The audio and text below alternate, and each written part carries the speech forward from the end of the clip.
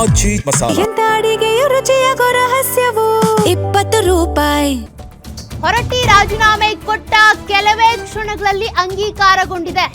ಸಭಾಪತಿ ಸ್ಥಾನಕ್ಕೆ ದಿಢೀರಂತ ರಾಜೀನಾಮೆ ಕೊಟ್ಟಿರುವ ಬಸವರಾಜ ಹೊರಟ್ಟಿ ರಾಜೀನಾಮೆ ಅಂಗೀಕರಿಸಿರುವ ಪರಿಷತ್ ಕಾರ್ಯದರ್ಶಿ.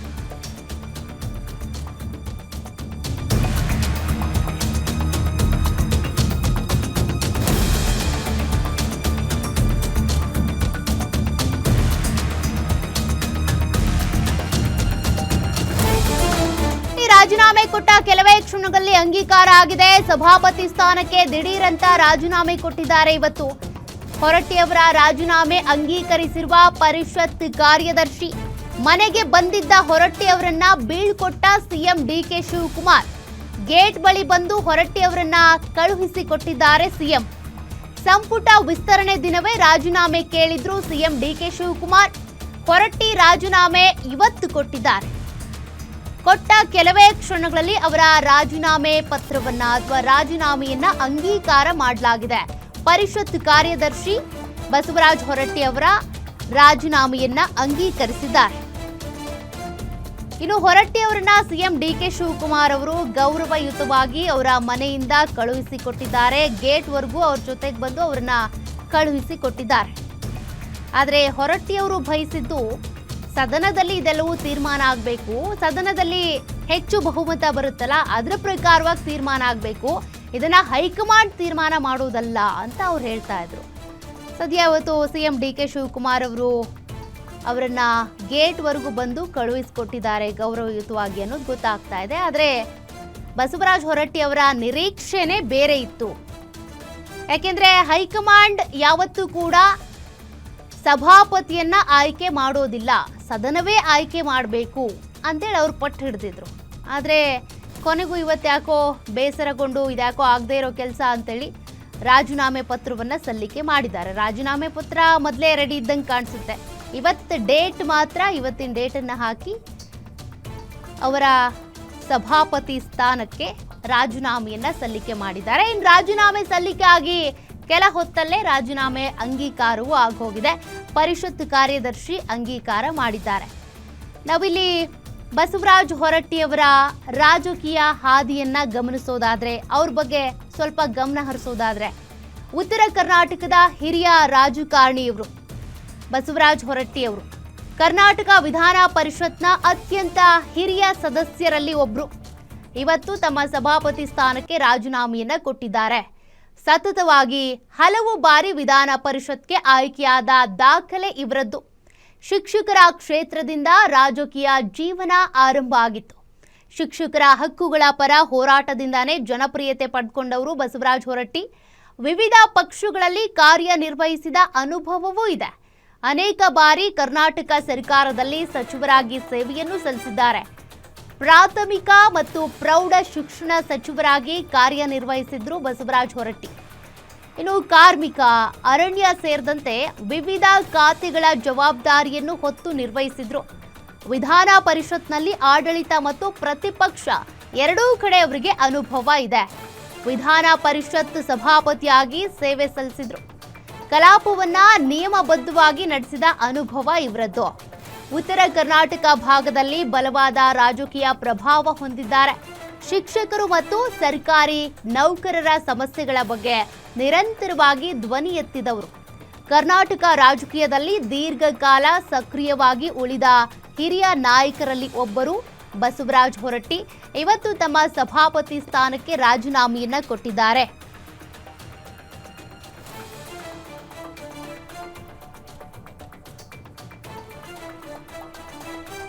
ಸದನದಲ್ಲಿ ಬಹುಮತ ಇರೋದು ಕಾಂಗ್ರೆಸ್ಗೆ, ಹೀಗಾಗಿ ಕಾಂಗ್ರೆಸ್ನವರೇ ಸಭಾಪತಿಯನ್ನ ಆಯ್ಕೆ ಮಾಡ್ತಾರೆ ಅನ್ನುವಂಥ ಕಾರಣಕ್ಕೆ ಸದ್ಯ ಸಭಾಪತಿ ಹೊರಟ್ಟಿ ಅವರಿಗೆ ರಾಜೀನಾಮೆ ಕೊಡಬೇಕು ಅಂತೇಳಿ ಸೂಚಿಸಲಾಗಿತ್ತು.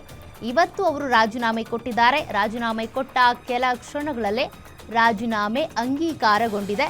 ಅವರನ್ನ ಮನೆ ಗೇಟ್ವರೆಗೂ ಕೂಡ ಬಂದು ಸಿಎಂ ಡಿಕೆ ಶಿವಕುಮಾರ್ ಅವರು ಬೀಳ್ಕೊಟ್ಟಿರುವಂಥ ದೃಶ್ಯಗಳನ್ನು ನೀವಿಲ್ಲಿ ಗಮನಿಸಬಹುದು.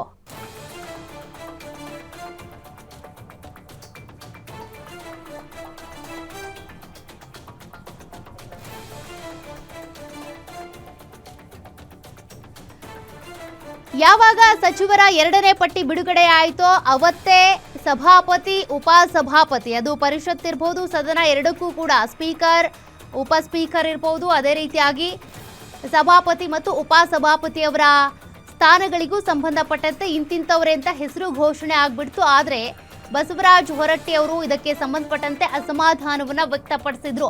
ಹೈಕಮಾಂಡ್ ಹೇಳ್ತು ಅನ್ನುವಂತ ಕಾರಣಕ್ಕೆ ರಾಜೀನಾಮೆ ಕೇಳೋದು ಸರಿಯಲ್ಲ, ಅದು ಪದ್ಧತಿನೂ ಅಲ್ಲ. ಯಾಕೆಂದ್ರೆ ಸದನವೇ ನಮ್ಮನ್ನ ಆಯ್ಕೆ ಮಾಡಬೇಕು ಅಂತ ಹೇಳ್ತಾ ಇದ್ರು. ಆದ್ರೆ ಇವತ್ತು ರಾಜೀನಾಮೆ ಕೊಟ್ಟಿದ್ದಾರೆ. ಮತ್ತಷ್ಟು ಡೀಟೇಲ್ಸ್ ಕೊಡ್ತಾರೆ ನಮ್ಮ ಪೊಲಿಟಿಕಲ್ ರಿಪೋರ್ಟರ್ ದುರ್ಗೇಶ್. ನಾವು ಈಗಾಗಲೇ ಗಮನಿಸ್ತಾ ಇದ್ವಿ, ಬಸವರಾಜ ಹೊರಟ್ಟಿ ಅವರು ಇವತ್ತು ಇದ್ದಕ್ಕಿದ್ದಂತೆ ರಾಜೀನಾಮೆ ಕೊಟ್ಟಿದ್ದಾರೆ. ಮೊನ್ನೆಯಿಂದ ಪಟ್ಟು ಹಿಡಿದಿದ್ರು ಸದನವೇ ತೀರ್ಮಾನ ಮಾಡಬೇಕು, ಹೈಕಮಾಂಡ್ ಹೇಳಿದ ತಕ್ಷಣ ರಾಜೀನಾಮೆ ಕೊಡ್ಸೋದಲ್ಲ ಅನ್ನುವಂತ ಬೇಸರ ಇತ್ತು. ಆದ್ರೆ ಇವತ್ತು ರಾಜೀನಾಮೆ ಕೊಟ್ಟಿದ್ದಾರೆ. ಏನ್ ಡೀಟೇಲ್ಸ್ ಇದೆ?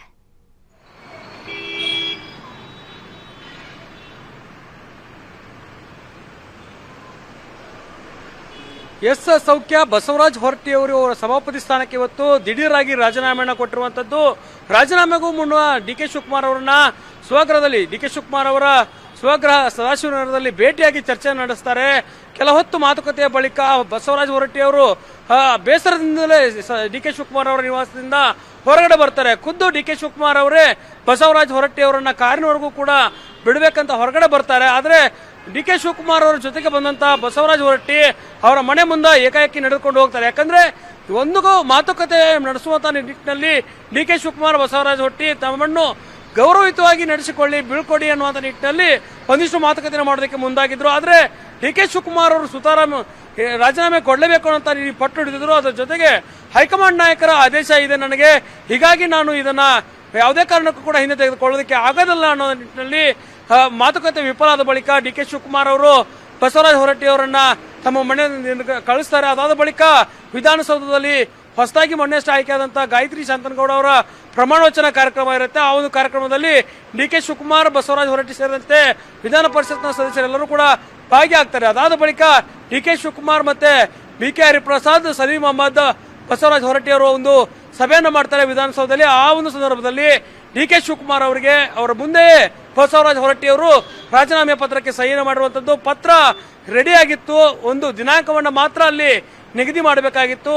ಯಾವುದೇ ಕಾರಣಕ್ಕೂ ಕೂಡ ವಿಧಾನ ಪರಿಷತ್ನ ಸಭಾಧ್ಯಕ್ಷರಾಗಿರಬಹುದು, ಸಭಾಪತಿಗಳನ್ನ ಆಯ್ಕೆ ಮಾಡುವಂತಹ ಹಕ್ಕು ಸದನಕ್ಕಿರುತ್ತೆ ಅನ್ನುವಂತಹ ಮಾಹಿತಿಯನ್ನು ಇಟ್ಕೊಂಡೆ ಇಷ್ಟು ದಿನ ಪಟ್ಟು ಹಿಡಿದಿದ್ರು ಹೊರಟ್ಟಿ ಅವರು. ಮತ್ತೆ ಹೊರಟ್ಟಿಯವರ ಪರವಾಗಿ ಬಿಜೆಪಿ ಜೆಡಿಎಸ್ ನಾಯಕರು ಕೂಡ ಕಾಂಗ್ರೆಸ್ ಸರ್ಕಾರದ ವಿರುದ್ಧ ವಾಗ್ದಾಳಿ ನಡೆಸ್ತಾ ಇದ್ರು. ಆದ್ರೆ ಡಿ ಕೆ ಶಿವಕುಮಾರ್ ಅವರ ಜೊತೆಗಿನ ಮಾತುಕತೆ ವಿಫಲವಾದಾಗ ಅನಿವಾರ್ಯವಾಗಿ ಬಸವರಾಜ ಹೊರಟ್ಟಿ ಅವರು ಈಗ ರಾಜೀನಾಮೆಯನ್ನು ಕೊಟ್ಟಿದ್ದಾರೆ. ರಾಜೀನಾಮೆ ಕೂಡ ಅಂಗೀಕಾರ ಆಗಿರುವಂತದ್ದು. ಸೌಖ್ಯ, ಬಹಳ ಕುತೂಹಲ ಮೂಡಿಸ್ತಾ ಇರುವಂತದ್ದು ಬಸವರಾಜ ಹೊರಟ್ಟಿ ಡಿ ಕೆ ಶಿವಕುಮಾರ್ ಅವರ ನಡುವೆ ಯಾವ ರೀತಿ ಮಾತುಕತೆ ಆಯಿತು. ಅವರ ಮಾತುಕತೆ ಆದರೂ ಕೂಡ ಡಿ ಕೆ ಶಿವಕುಮಾರ್ ಅವರು ಇದಕ್ಕೆ ಒಪ್ಪಲಿಲ್ಲ ಅನ್ನುವಂಥದ್ದು ಬಹಳ ಸ್ಪಷ್ಟವಾಗಿದೆ. ಜೊತೆಗೆ ಹಿರಿಯ ನಾಯಕರು ವಿಧಾನ ಪರಿಷತ್ಗೆ ಹಲವಾರು ಬಾರಿ ಆಯ್ಕೆ ಆಗಿದ್ದಂಥವ್ರು, ಅನೇಕ ಸಲ ಆಯ್ಕೆಯಾಗಿ ಸಚಿವರಾಗಿ ಕೆಲಸವನ್ನು ಮಾಡಿದಂಥವ್ರು, ಗಿನ್ನಿಸ್ ದಾಖಲೆಯನ್ನ ಬರೆದಂತ ಬಸವರಾಜ ಹೊರಟ್ಟಿ ಅವರು ದೇಶದಲ್ಲಿಯೇ ಅತಿ ಹೆಚ್ಚು ಬಾರಿ ವಿಧಾನ ಪರಿಷತ್ನ ಸಭಾಪತಿ ಆಗಿದ್ದಂತ ಬಸವರಾಜ ಹೊರಟ್ಟಿ ಅವರನ್ನ ಕಾಂಗ್ರೆಸ್ ಇವತ್ತು ದಿಢೀರಾಗಿ ರಾಜೀನಾಮೆ ಪಡೆದಿದೆ. ಇದು ಬಸವರಾಜ ಹೊರಟ್ಟಿ ಅವರು ಅವಧಿ ಮುಗಿದ್ರು ಕೂಡ ಒಂದಿಷ್ಟು ಸದನದಲ್ಲಿ ಬಲಾಬಲ ಕಡಿಮೆ ಇದ್ರು ಕೂಡ ಸಿದ್ದರಾಮಯ್ಯ ಅವರು ಸಿಎಂ ಆಗಿದ್ದಾಗ ಮುಂದುವರಿಸಿದ್ರು. ಆದ್ರೆ ಡಿ ಕೆ ಶಿವಕುಮಾರ್ ಅವರು ಸಿಎಂ ಆದ ಬಳಿಕ ಸಚಿವ ಸಂಪುಟ ವಿಸ್ತರಣೆಯ ದಿನ ಅಂದ್ರೆ 2ನೇ ಬಾರಿಯ ಸಚಿವ ಸಂಪುಟ ವಿಸ್ತರಣೆಯ ದಿನವೇ ಬಸವರಾಜ ಹೊರಟ್ಟಿ ಅವರ ಸಭಾಪತಿ ಸ್ಥಾನಕ್ಕೆ ರಾಜೀನಾಮೆ ಕೊಡಿ ಅನ್ನುವ ನಿಟ್ಟಿನಲ್ಲಿ ದೂರವಾಣಿ ಕರೆ ಮಾಡಿದ್ರು. ಆದ್ರೆ ಈ ಒಂದು ಸಭಾಪತಿ ಸ್ಥಾನದ ಆಯ್ಕೆ ಮತ್ತು ರಾಜೀನಾಮೆ ಪಡೆಯುವಂತಹ ವಿಚಾರ ಸದನದಲ್ಲಿ ವಿಶ್ವಾಸ ಮಂಡನೆ ಆಗಬೇಕು ಅನ್ನೋ ನಿಟ್ಟಿನಲ್ಲಿ ಚರ್ಚೆ ಆಗ್ತಾ ಇತ್ತು. ಅದನ್ನೇ ಪಟ್ಟು ಹಿಡಿದಂತ ಡಿ ಕೆ ಶಿವಕುಮಾರ್ ಅವರು ಬಸವರಾಜ ಹೊರಟ್ಟಿ ಅವರ ಮನವೊಲಿಸಿದ್ದಾರೆ. ಒಂದ್ ಕಡೆ ಇವತ್ತೇ ಕಾಂಗ್ರೆಸ್ ಅವಿಶ್ವಾಸ ಮಂಡನೆಗೂ ಕೂಡ ಸಿದ್ಧತೆಯನ್ನು ಮಾಡ್ಕೊಳ್ತಾ ಇತ್ತು. ಜೊತೆಗೆ ಅವ್ರ ಮೇಲೆ ಇದ್ದಂತ ಕೆಲವೊಂದಿಷ್ಟು ಆರೋಪಗಳನ್ನ ದೊಡ್ಡ ಅಸ್ತ್ರವಾಗಿ ಮಾಡಿಕೊಂಡು ಇವತ್ತು ಅವಿಶ್ವಾಸ ಮಂಡನೆಗೆ ನಿಲುವಳಿ ಸೂಚಿಸೋದಕ್ಕೆ ಮುಂದಾಗ್ತಾ ಇತ್ತು. ಇದೆಲ್ಲವೂ ಗೊಂದಲ ಗೊಡವೆಗಳು ಬೇಡವೇ ಅನ್ನೋ ನಿಟ್ಟಿನಲ್ಲಿ ಬಸವರಾಜ ಹೊರಟ್ಟಿ ಅವರು ರಾಜೀನಾಮೆಗೆ ನಿರ್ಧಾರ ಮಾಡಿದ್ದಾರೆ. ರಾಜೀನಾಮೆ ಅಂಗೀಕಾರ ಆಗಿದೆ. ಸೌಖ್ಯ, ಮುಂದಿನ ಅವರ ರಾಜಕೀಯ ಜೀವನ ಯಾವ ರೀತಿ ಇರುತ್ತೆ ಅನ್ನೋದನ್ನ ಕಾದು ನೋಡಬೇಕಾಗುತ್ತೆ. ಸೌಖ್ಯ. Okay, thank you Durgesh ಡೀಟೇಲ್ಸ್ಗೆ.